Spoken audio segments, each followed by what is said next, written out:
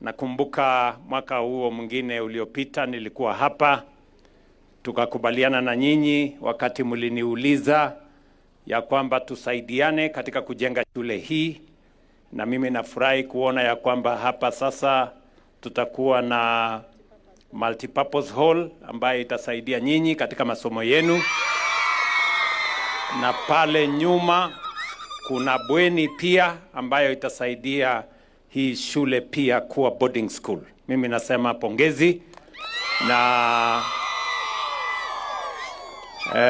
nimeambia waziri na PS waharakishe ili by December hii maneno yote iwe imeisha ndio muweze kutumia next year.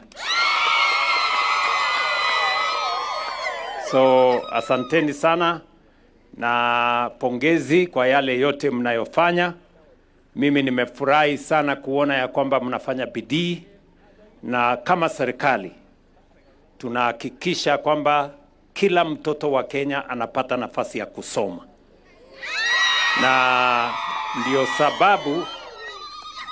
sababu tumeweka pesa nyingi ya taifa letu la Kenya kwa masomo ya watoto, tukianzia kuhakikisha kwamba kuna walimu wa kutosha, tuna madarasa ya kutosha, na vile vile kuna vifaa zingine ambazo tutasaidia katika masomo yetu, na baadaye pia tupange vile mnaweza kwenda katika technical school, katika university, na hiyo mpango yote tumeweka vizuri, kwa sababu tunajua ya kwamba rasilimali kubwa zaidi tulio nayo kama taifa ni watu wa taifa letu la Kenya, na vile ya kuhakikisha kwamba watu wa taifa la Kenya wamepangika vizuri ni kupitia kwa elimu na kwa training na kwa college.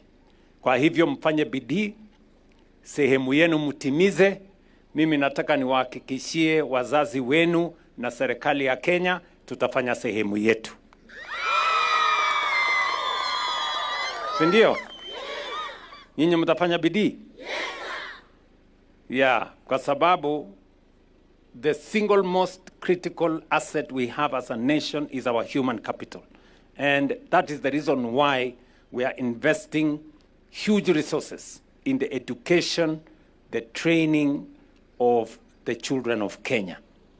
And it is the reason why we are hiring more teachers, expanding learning spaces, developing a new model for university education, making sure that we have